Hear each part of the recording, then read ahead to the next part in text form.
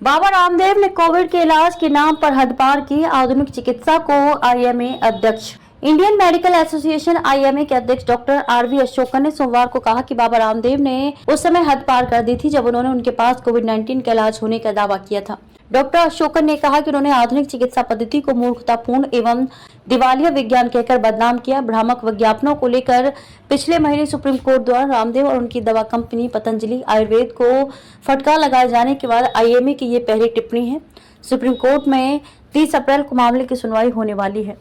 Supreme court IMA की 2022 की एक याचिका पर सुनवाई कर रहा है जिसमें कोविड रोधी टीकाकरण अभियान और इलाज की आधुनिक पद्धतियों को बदनाम करने का अभियान चलाने का आरोप लगाया है।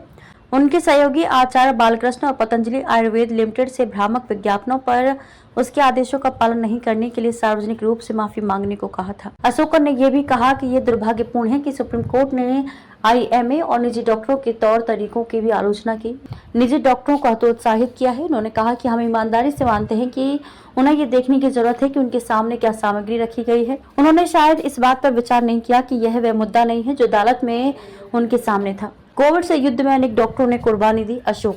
अशोकन ने कहा कि आप कुछ भी कह सकते हैं लेकिन अधिकतर डॉक्टर कर्तव्यनिष्ठ हैं, नैतिकता और सिद्धांतों के अनुसार काम करते हैं। देश के चिकित्सा पेशे के खिलाफ कोर्ट को शोभा नहीं देता जिसने कोविड से युद्ध में इतनी कुर्बानी दी। अशोकन 23 अप्रैल की सुनवाई में सुप्रीम कोर्ट द्वारा की गई उन टिप्पणियों के बारे में एक सवाल का जवाब दे रहे थे कि जब आप आईएमए एक उंगली किसी पतंजलि पर उठा रहे हैं तो बाकी 4 उंगलियां आपकी ओर उठती हैं। उसी सुनवाई के दौरान सुप्रीम कोर्ट ने पतंजलि की सार्वजनिक माफी पर सवाल उठाया और पूछा कि क्या ये कंपनी द्वारा उसके उत्पादों के लिए प्रकाशित विज्ञापनों के आकार के समान है। रामदेव और उनके सहयोगी आचार्य बालकृष्ण द्वारा प्रकाशित माफीनामे से जुड़े मामले पर 30 अप्रैल को विचार किया जाएगा। अशोकन बोले, रामदेव ने राष्ट्रीय हित के खिलाफ बात कही। अशोकन ने कहा कि रामदेव ने आधुनिक चिकित्सा पद्धति की ये कहते हुए खिलाफत की थी कि यह एक मूर्खतापूर्ण और दिवालिया विज्ञान है। आईएमए प्रमुख ने कहा कि जब सरकार टीकाकरण कार्यक्रम चला रही थी तो रामदेव ने राष्ट्रीय हित के खिलाफ बात कही। उन्होंने कहा कि कोविड रोधी टीके की 2 डोज लेने के बाद 20,000 डॉक्टरों की मृत्यु हो गई। उनका कद इतना ऊंचा है कि आप जानते हैं कि लोगों ने उनकी बातों पर विश्वास किया।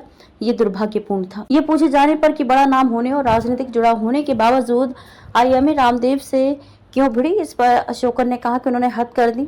हम इस देश में बहुत लंबे समय से फालतू चीजों को बर्दाश्त करते रहे हैं। हमारा पेशा भी इसे बर्दाश्त कर रहा है और हमने कभी ऐसा नहीं चाहा।